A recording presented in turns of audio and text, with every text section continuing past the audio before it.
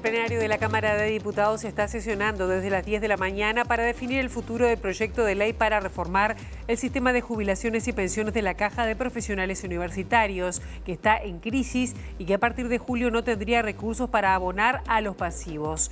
El gobierno envió una iniciativa que en principio no cuenta con el aval de la oposición y el Frente Amplio no tiene mayoría necesaria para aprobarlo, aunque, según trascendió, está previsto que el proyecto se apruebe en general para habilitar su pasaje al Senado.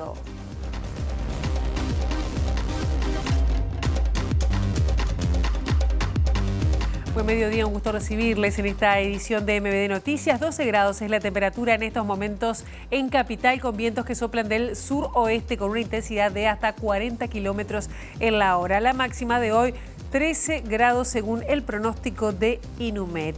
Y ahora nos vamos a las calles de Montevideo porque con datos del Centro de Gestión de Movilidad podemos ver por dónde circular y hay algunos cortes programados. @IMTránsito, @MBD Transporte para seguir en tiempo real cualquier cambio en la circulación. Les adelantamos que está cortado Libertad entre Vázquez y Vega y Obligado hasta las 9 de la noche por trabajos de hormigonado. Comercio entre Avellaneda y Rousseau hasta el 13 de junio estará cortado por repavimentación. Y también Ibirapitá, entre Estero Bellaco y Garibaldi, el corte será hasta las 7 de la tarde por trabajos de saneamiento. Ahora vamos con algunos titulares que vamos a desarrollar hasta las 2 de la tarde.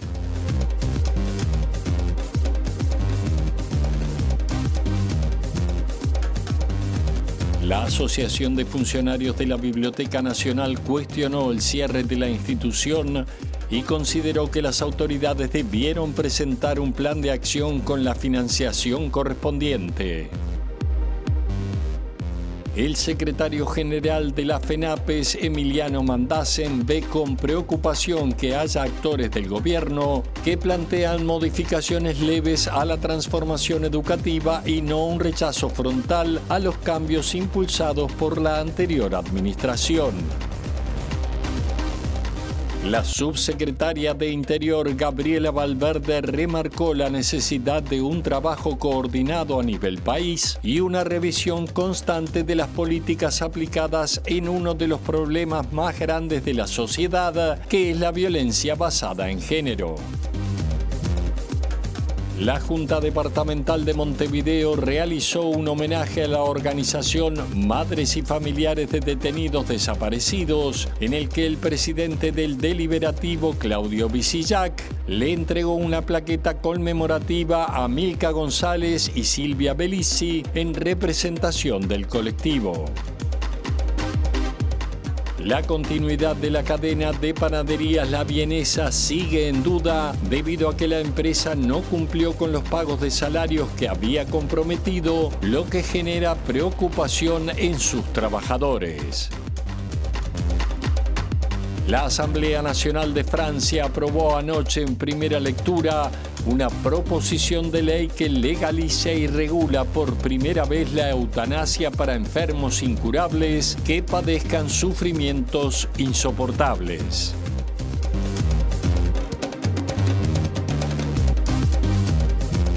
En el Día de la Exportación está con este tema trabajando nuestro compañero Eduardo Delgado desde Carrasco. Eduardo, buenos días, ¿cómo estás?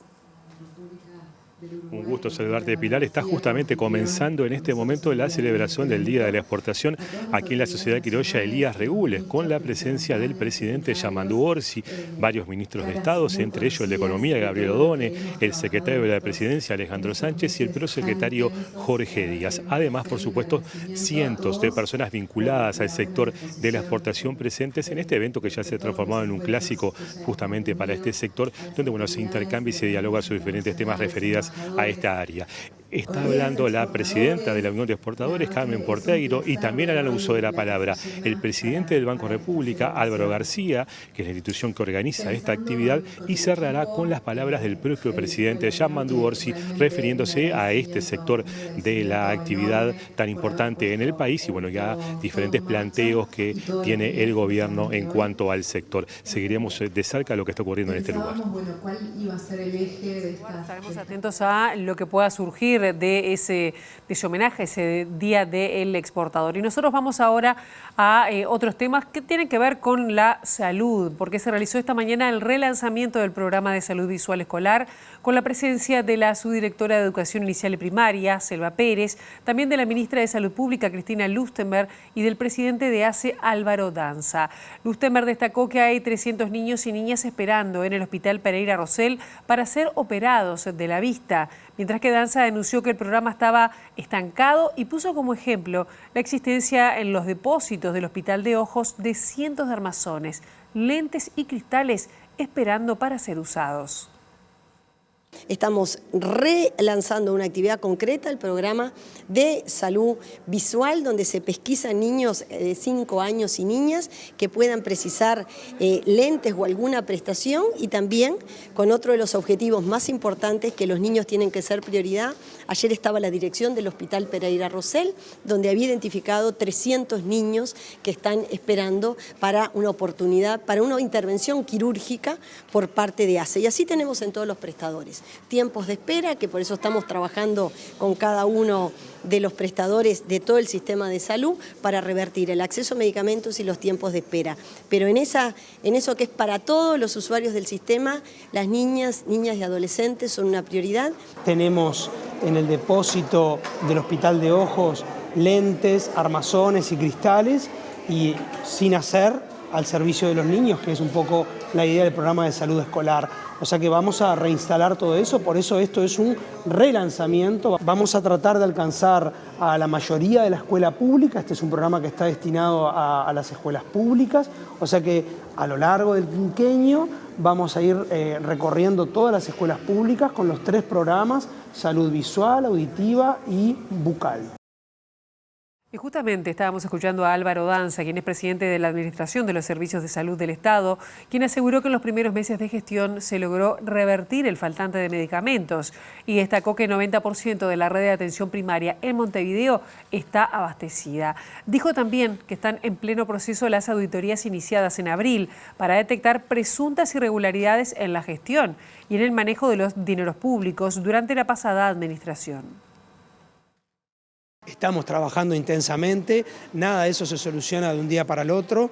Yo ya lo he anunciado, estamos reaprovisionando la red de atención primaria metropolitana, prácticamente no hay faltantes en este momento, yo diría que el 90% está cubierto, hemos movido los stocks para que no hubieran faltantes, estamos haciendo lo mismo en todas las RAP, digo la de Montevideo porque es muy grande, además es muy grande en presupuesto, en tamaño, en alcance de población de usuarios, pero estamos en ese trabajo moviendo los stocks con los recursos que tenemos, porque en el año 2026 tenemos los recursos que teníamos, en 2025 tenemos los recursos que teníamos previamente asignados.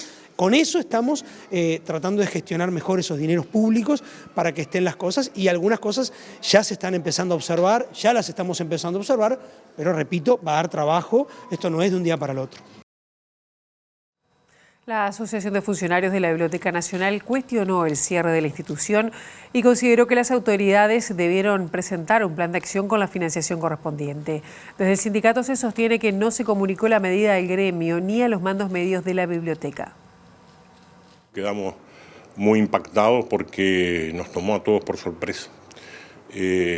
No había habido ninguna comunicación previa a los trabajadores de la institución.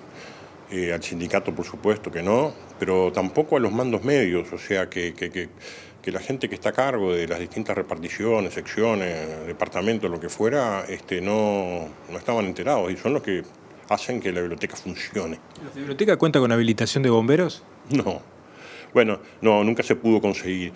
Es más, nos enteramos hace unos pocos días, unas semanas, de que las alarmas contra incendio no funcionan. Como no funcionan algunos humidificadores, algunos aparatos de climatización.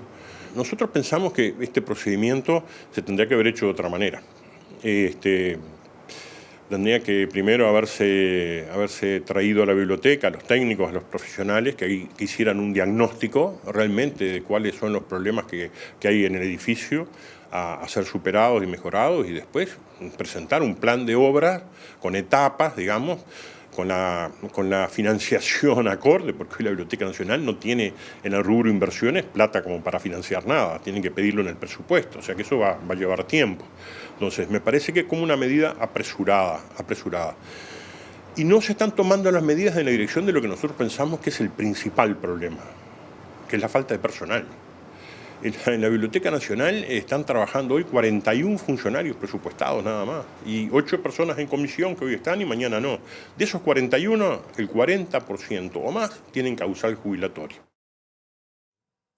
El secretario general de la Federación Nacional de Profesores de Enseñanza Secundaria, FENAPES, Emiliano Mandasen, ve con preocupación que haya actores de gobierno que plantean modificaciones leves a la transformación educativa y no un rechazo frontal a los cambios impulsados por la anterior administración.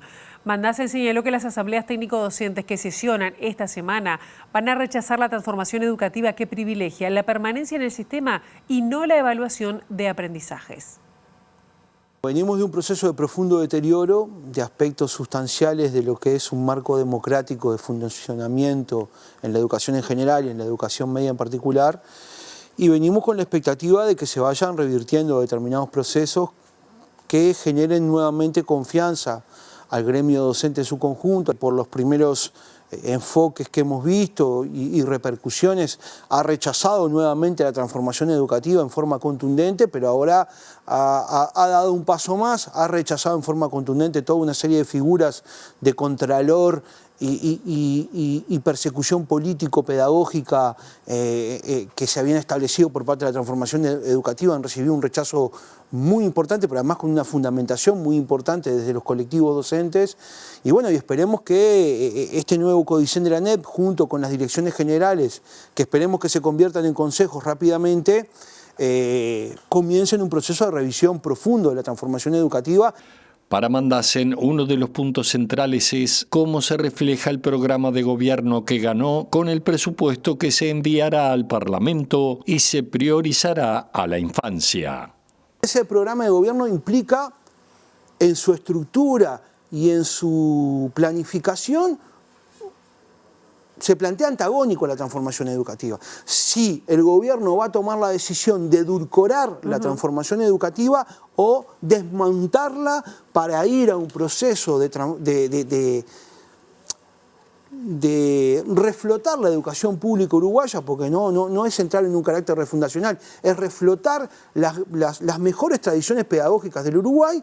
Nosotros vemos con preocupación que hay actores que plantean en forma muy tibia, porque es muy difícil plantearlo, que esto lo que hay que hacer es alguna leve modificación, alteración. Eso es un profundo error. Sí. Hay actores de gobierno que están estableciendo discursos que son preocupantes. ¿Pero puedes individualizarlos? No me gustaría, porque me gusta dar tiempo. La Corte Electoral archivó el caso de presuntas presiones políticas denunciadas por el presidente de la Junta Electoral de La Valleja, Miguel Azurica, para que ganara el candidato a intendente nacionalista Mario García. Azurica, del mismo partido que García, le bajó el perfil al episodio.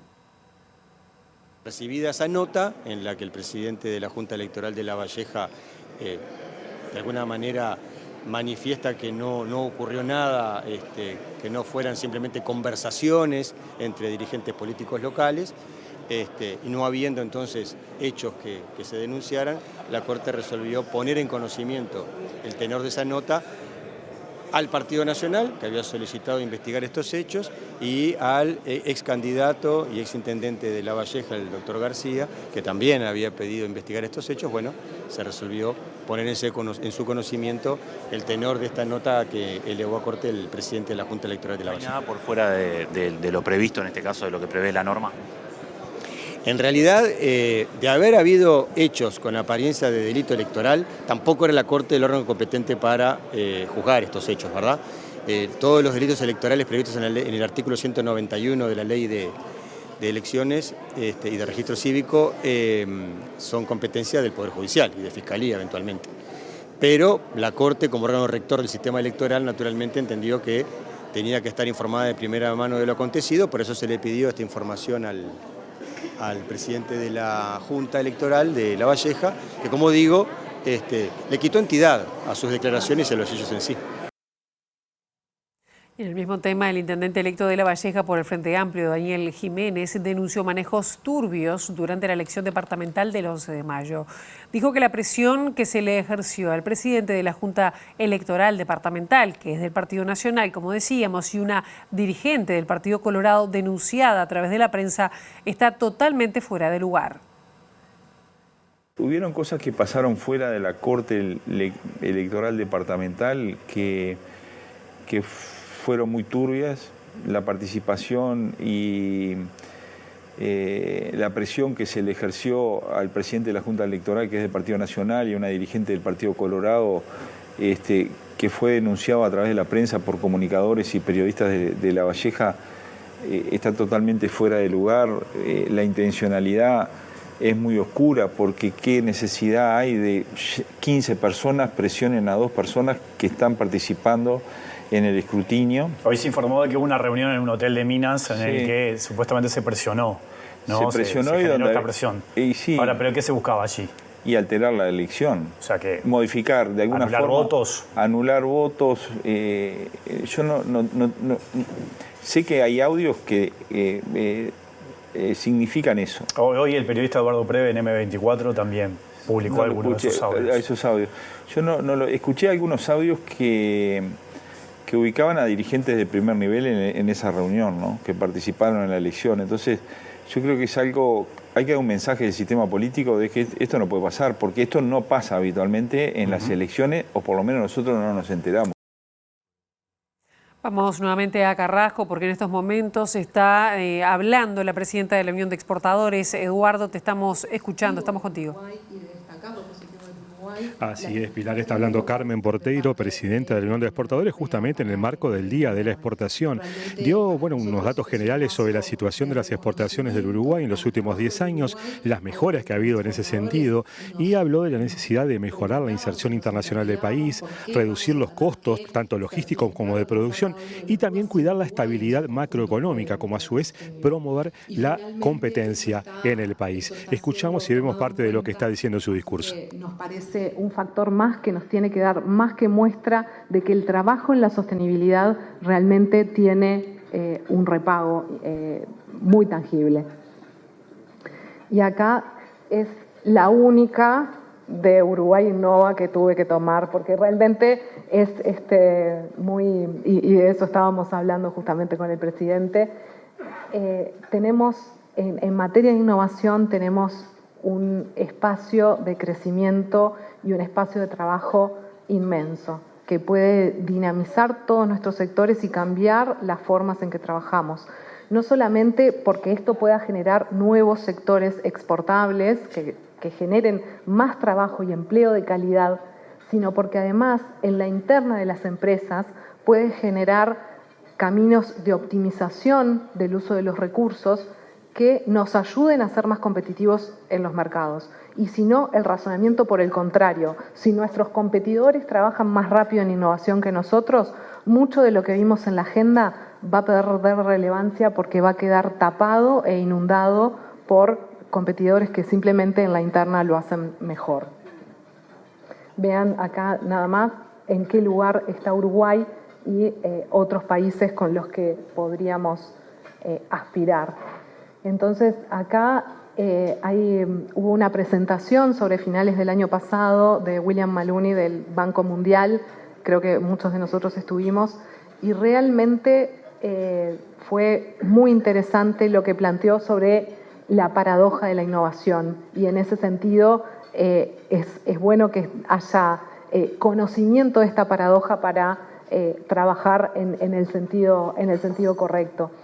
Él lo que hablaba es que en los países en los que la inversión en investigación y desarrollo da mejores tasas de retorno. Estamos escuchando a Carmen Porteiro, presidenta de la Unión de Exportadores. Volveremos en cualquier momento allí a esta conmemoración en el barrio de Carrasco. Y volvemos a otros temas porque en el marco del Encuentro Nacional de Direcciones de Violencia Doméstica y de Género del Ministerio del Interior, la subsecretaria Gabriela Valverde remarcó la necesidad de un trabajo coordinado a nivel país y una revisión constante de las políticas aplicadas en uno de los problemas más grandes que tenemos como sociedad, que es la violencia basada en género. A su vez afirmó el compromiso de las autoridades políticas respecto a este tema y resaltó la importancia de definir algunos lineamientos políticos desde el Ministerio que se adapten a la estrategia policial, así como reforzar la importancia de utilizar los protocolos y la normativa vigente. Definir algunos lineamientos políticos desde el Ministerio que se adapten a la estrategia policial, reforzar la importancia de utilizar los protocolos y la normativa vigente, también detectar aquellos nudos institucionales o quizás oportunidades de mejora en el trabajo policial y también de los técnicos. Entonces, esta instancia da el puntapié en los primeros meses de gobierno para trabajar en una temática que duele a todas y a todos. En el encuentro que tuvo como sede La Paloma entre este martes 27 y miércoles 28, se presentaron los resultados de un diagnóstico sobre género realizado en el Ministerio del Interior. Tener una capacitación continua, que es a lo que se apela también acá en el departamento, para el personal que trabaja en violencia doméstica. Y bueno, para ir generando articulaciones también con los demás directores y unificar criterios a nivel país. El precio de paridad de importación de los derivados del petróleo para el periodo 26 de abril al 25 de mayo operó a la baja en relación al mes anterior, según el informe de la Unidad Reguladora de Servicios de Energía y Agua. En los próximos días el gobierno va a definir los precios de los combustibles que regirán en el mes de junio.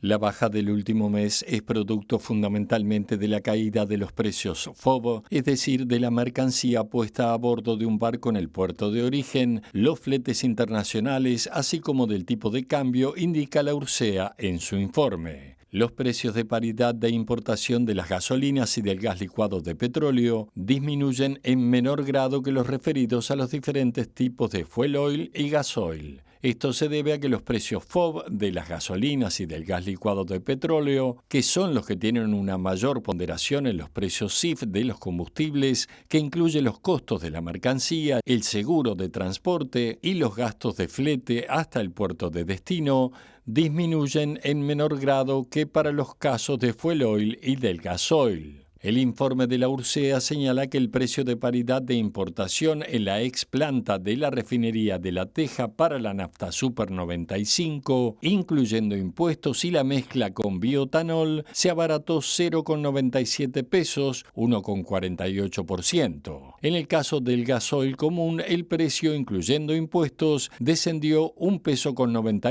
5,39% respecto al mes anterior. En base a estos insumos, el Poder Ejecutivo definirá los precios de los combustibles para el mes de junio. En mayo, el gobierno dejó sin cambios el precio de la nafta y definió un descenso en el precio máximo del gasoil. La ministra de Industria y Energía, Fernanda Cardona, ya adelantó que el gobierno anunciará una nueva metodología para la fijación de las tarifas de los combustibles.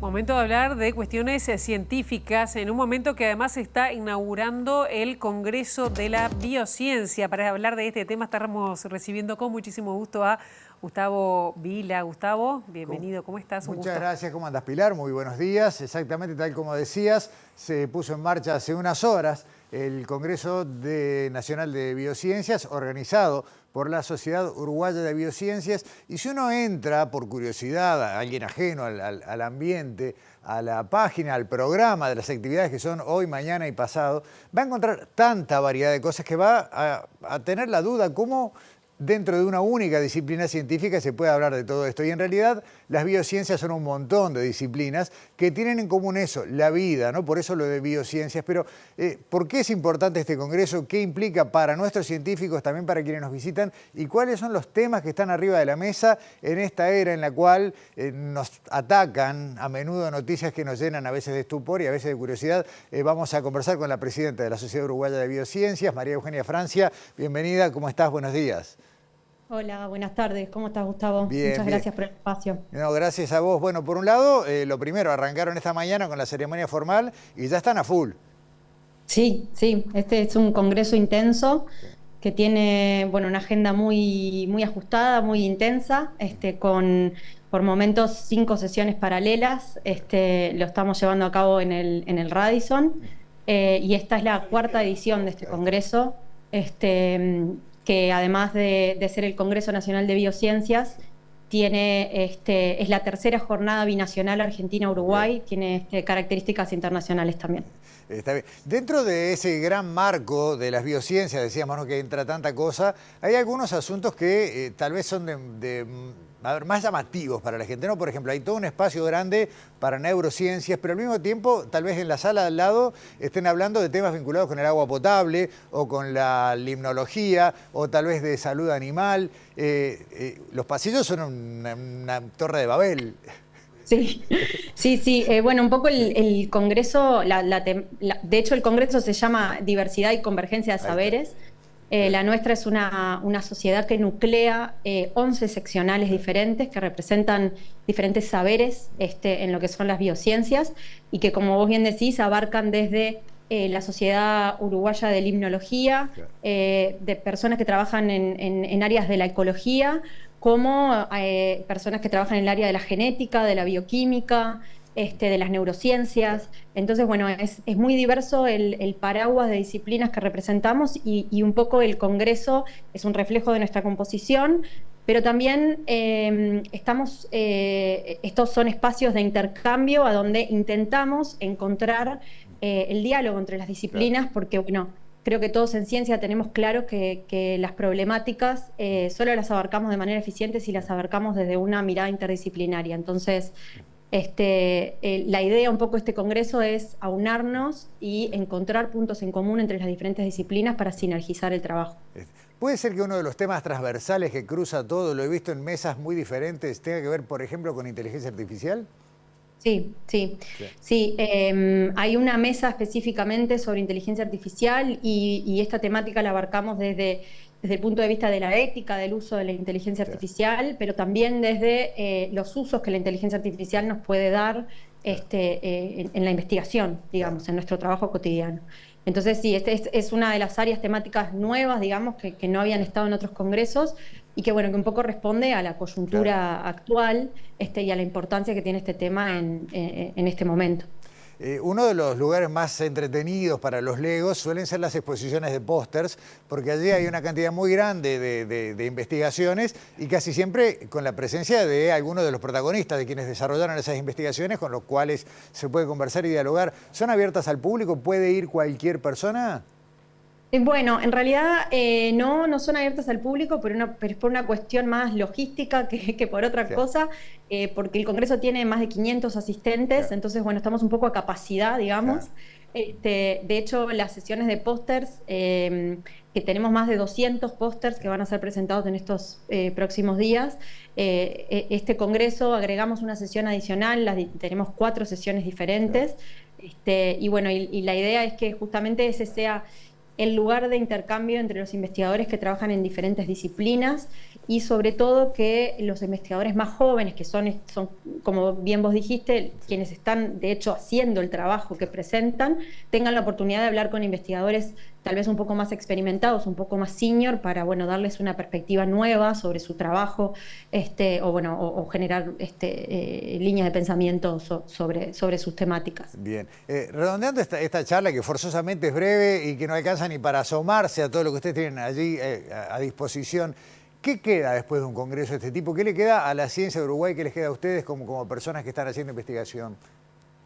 Bueno, yo creo que nos queda, creo que el éxito que hemos tenido, digamos, en que esta sea la 4ª edición de este congreso y que sostenidamente es un congreso que va creciendo en el número de asistentes y también en la afluencia de invitados extranjeros y en las disciplinas que vamos abarcando en las biociencias. Creo que lo que más nos queda, por supuesto que nos quedan cuestiones prácticas de nuevas colaboraciones que se generan, nuevas líneas de trabajo que se generan, nuevos consensos a los que se llegan, pero también creo que nos queda una gran satisfacción de ver plasmado en un congreso el excelente nivel de ciencia que tenemos en el Uruguay y la gran cantidad de personas que están investigando en diferentes temáticas.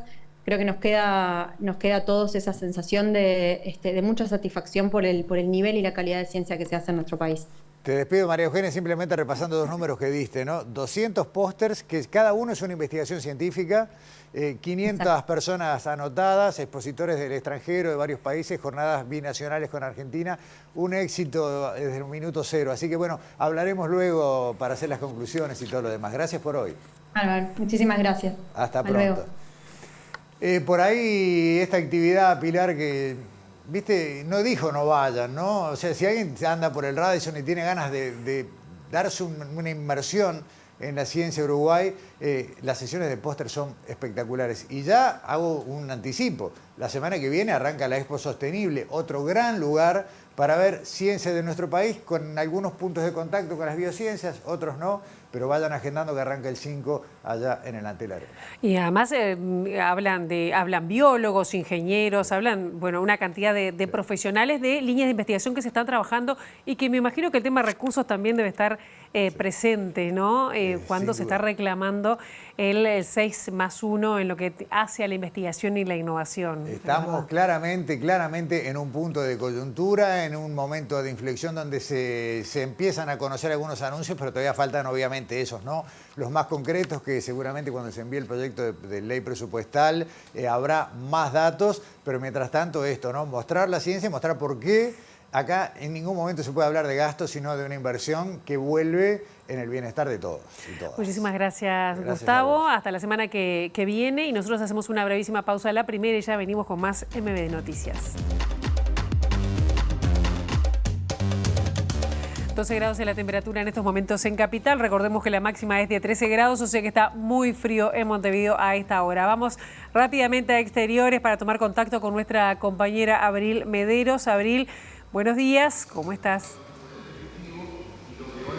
Buen mediodía, Pilar. Sí, exacto, desde la Cámara de Diputados, porque hace varias horas que comenzó, desde las 10 de la mañana más precisamente, esta sesión del plenario de la Cámara de Diputados, donde se trata finalmente en el Pleno el proyecto de ley que busca solucionar la situación financiera de la Caja de Profesionales. Como les decía, una sesión que lleva ya varias horas y que se espera, ya que hay cerca de 20 personas anotadas en la lista de oradores, que se prolongue durante toda la tarde. Recordemos que es un proyecto que tiene el apoyo para ser votado en general de buena parte de la oposición, del Partido Nacional y del Partido Colorado, pero que ellos no van a acompañar los artículos que prevén el aumento de los aportes que realizan activos y pasivos a la Caja de Profesionales. Por otra parte, tenemos a Cabildo Abierto y a Identidad Soberana, que no van a acompañar en absoluto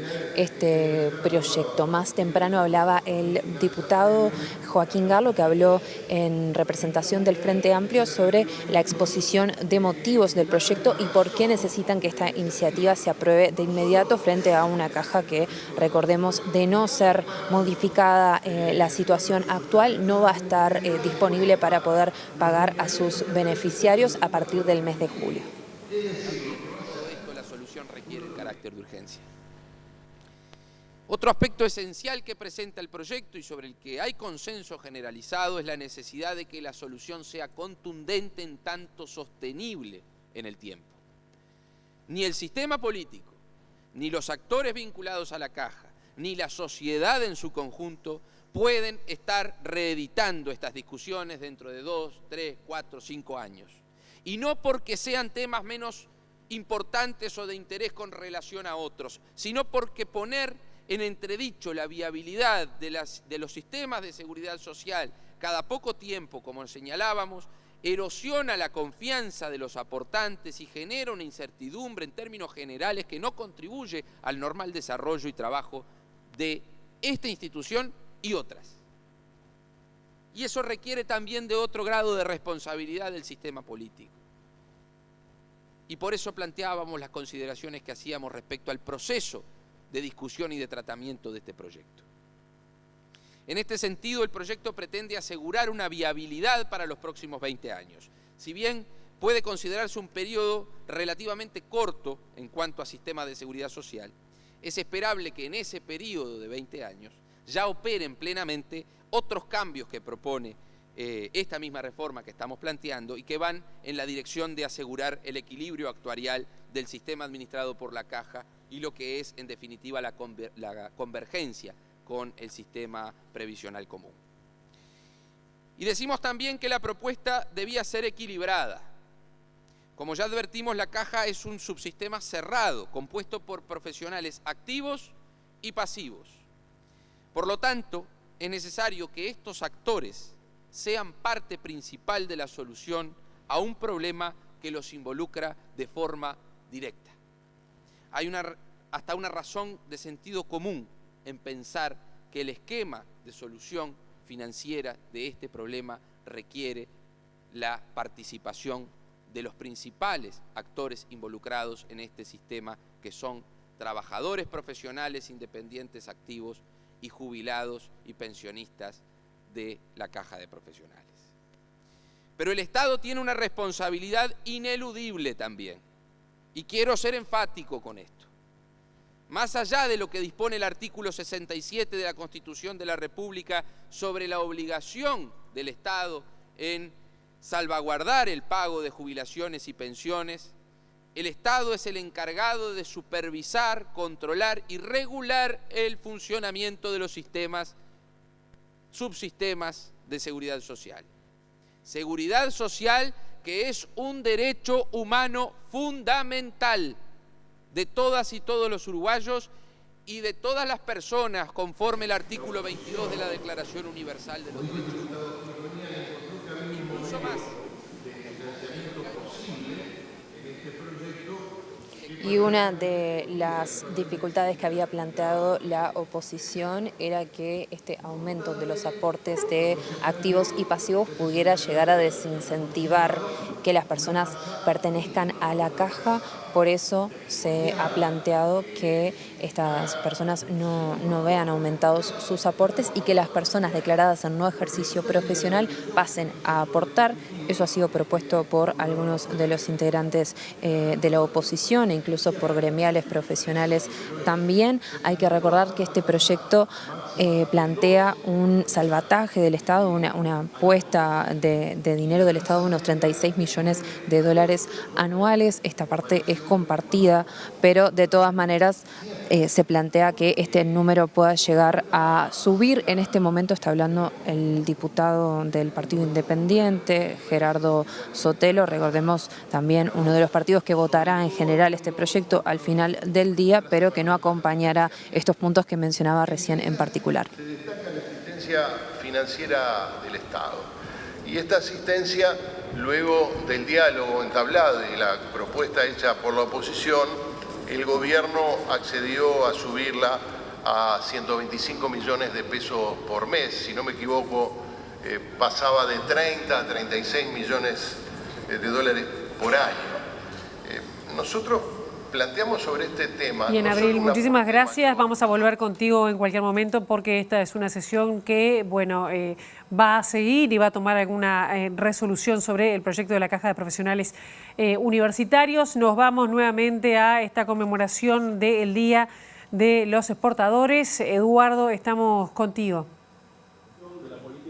Así es, Pilar está haciendo uso de la palabra del presidente Yamandu Orsi, quien recordó al inicio que esta actividad debió ser suspendida por el fallecimiento del expresidente José Mujica, a quien recordó particularmente por la relevancia que le daba justamente al sector exportador. Habló de la reversión que se está dando en cuanto al multilateralismo en el mundo, lo que afecta en especial a los países pequeños. Escuchamos lo que está diciendo el mandatario en este momento. Un logro que refleja el esfuerzo colectivo.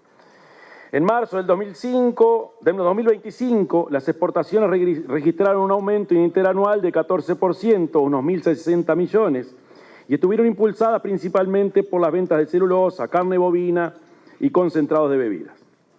En el acumulado del 25, con la culminación del primer trimestre del año, las exportaciones de bienes, incluidas las zonas francas, totalizaron 2.896 millones, con un incremento interanual de 5%.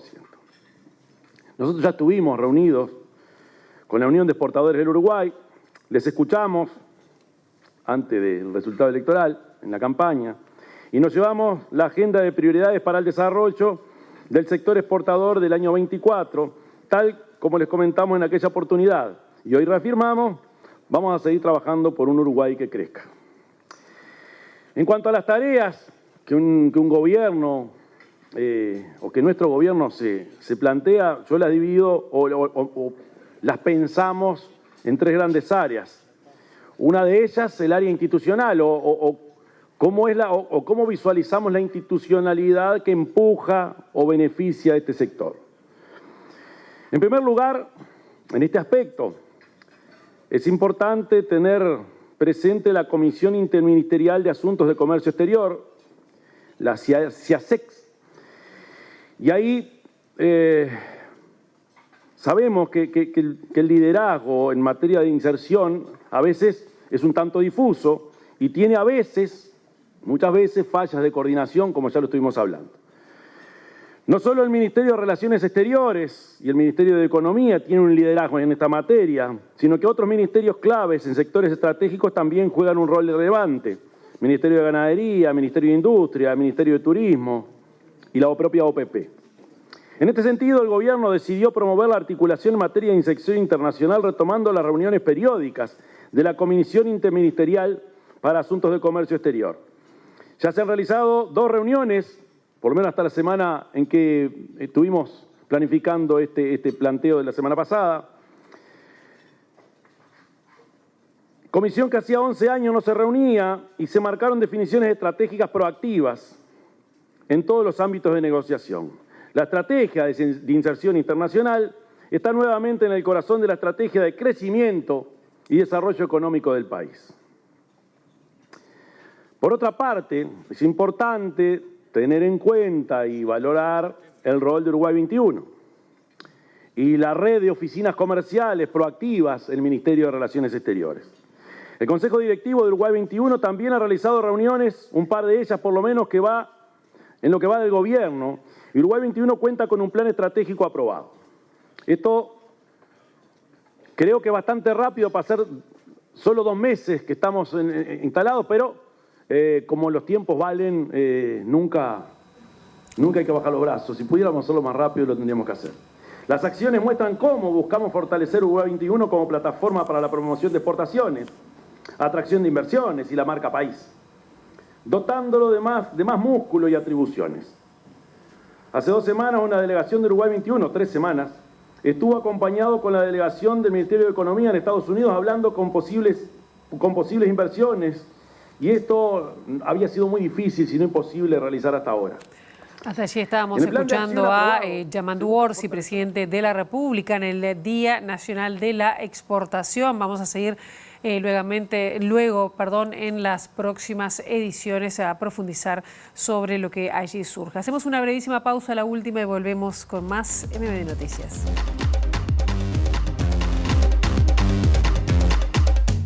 El ministro de Ganadería, Agricultura y Pesca, Alfredo Frati, hizo un balance positivo de su viaje a China, que lo llevó en misión oficial, donde junto a INACI y también a Línea avanzaron en cooperación en materia de investigación científica y comercial. El secretario de Estado anunció que en el mes de julio va a arribar al país una delegación china para habilitar el comercio de cálculos biliares y también de miel, entre otros rubros. Conseguimos finalmente la certificación para poder exportar harina de soja y de colza, aún no estando habilitado el grano de colza, pero sí las harinas de ambas variedades. La granja gemela, esta que se habla, una granja que tiene que ver con la reproducción, semen, embriones en China, en el municipio, por decir de alguna manera, la provincia de Jilin, y otra acá que estaría ubicada en alguno de los campos de Inia, una granja inteligente para tratar de tener la última tecnología para pequeñas propiedades. Tiene mucho que ver con la agricultura familiar. Y después firmamos algún convenio, firmó Línea, que nosotros apoyamos un convenio de seguir trabajando en las diferentes variedades, ¿no? Hay variedades de soja que han ido para allá, otras que vinieron, están estudiando, tienen mucho aporte en cuanto a híbrido que podríamos en el futuro usar. Me parece esto bien interesante porque estos países que tienen el interés de importar como China, que además nos dijeron que están dispuestos a colaborar todo lo que es el tema riego, siempre y cuando nosotros tengamos una consideración con las exportaciones de soja, que están muy necesitados. Por lo tanto, si mañana puede haber una especie, digamos, de soja, un híbrido que se pueda plantar acá y que a ellos les sirva más, creo que es bienvenido. A mí me parece que hemos sentido una apertura de China como no habíamos visto hasta el momento. A nivel de carne, se hablaba allí de la introducción del mondongo. Bueno, el mondongo lo que pedimos ahí tenemos una planta que pedimos la rehabilitación, que se ha demorado, que nos pidió disculpas el de la aduana porque dice que había estado fuera del país, que iba a tratar de resolver esto enseguida. Planteamos lo del mondongo, que está habilitado, pero hay solo 6 o 7 plantas que están habilitadas. A nosotros nos crea eso un problema de inequidad interna, se lo planteamos y quedaron comprometidos a resolverlo lo más pronto posible. El Comité de Especies Exóticas Invasoras sesionó en Torre Ejecutiva ante el avance del picudo rojo, una plaga que afecta a centenares de palmeras en todo el país. Los especialistas establecieron acciones especiales para los palmares de Rocha y de Paysandú y decidieron coordinar acciones con organizaciones no gubernamentales en territorio para realizar un monitoreo ciudadano de la situación. El informe establece necesidades básicas que tenemos que tomar para generar un protocolo único, país, para conseguir el manejo de esta plaga, que además es una especie invasora.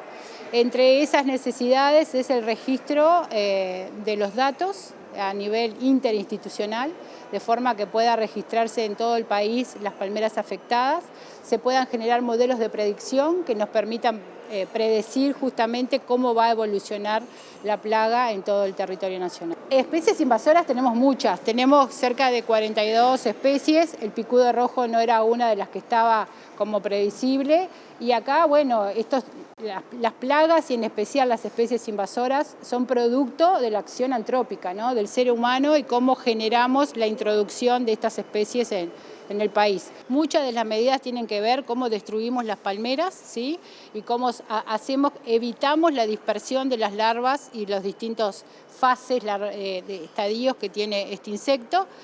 Hay medidas que hoy las planteamos concretamente y que cada una de las instituciones va a tomar.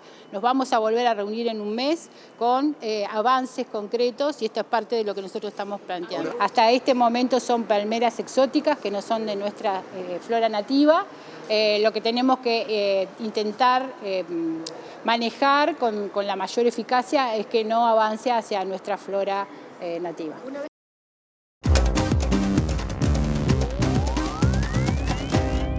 Internacional hacemos foco en Francia, donde la Asamblea Nacional aprobó este martes en primera lectura una proposición de ley que legaliza y regula por primera vez la eutanasia para enfermos incurables que padezcan sufrimientos insoportables. El proyecto fue respaldado por la izquierda y el bloque de centro del presidente Emmanuel Macron. La Asamblea Nacional Francesa aprobó este martes en primera lectura una proposición de ley que legaliza la eutanasia en casos específicos. Con 305 votos a favor y 199 en contra, el texto establece por primera vez un marco legal para que pacientes con enfermedades incurables, en fase avanzada y con sufrimientos insoportables puedan recibir ayuda médica para morir.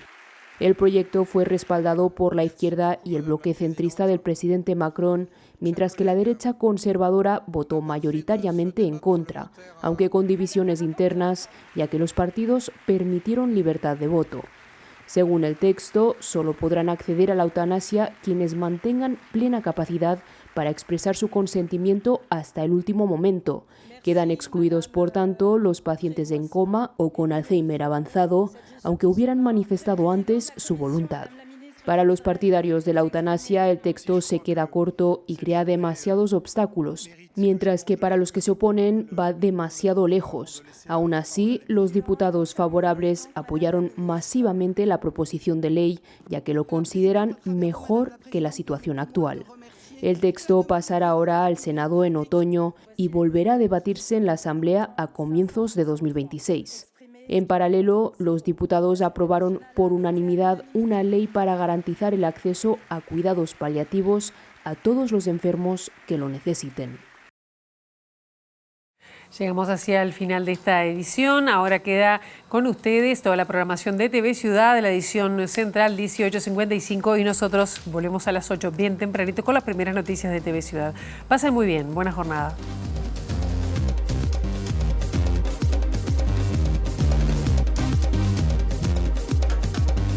La Asociación de Funcionarios de la Biblioteca Nacional cuestionó el cierre de la institución y consideró que las autoridades debieron presentar un plan de acción con la financiación correspondiente.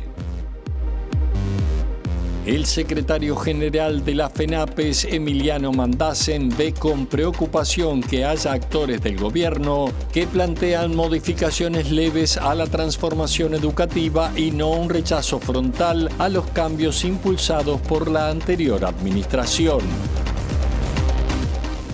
La subsecretaria de Interior, Gabriela Valverde, remarcó la necesidad de un trabajo coordinado a nivel país y una revisión constante de las políticas aplicadas en uno de los problemas más grandes de la sociedad, que es la violencia basada en género.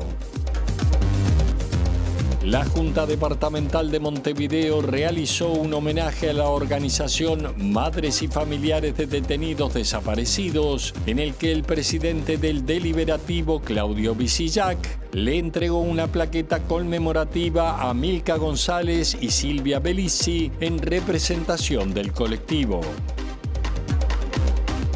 La continuidad de la cadena de panaderías La Vienesa sigue en duda debido a que la empresa no cumplió con los pagos de salarios que había comprometido, lo que genera preocupación en sus trabajadores.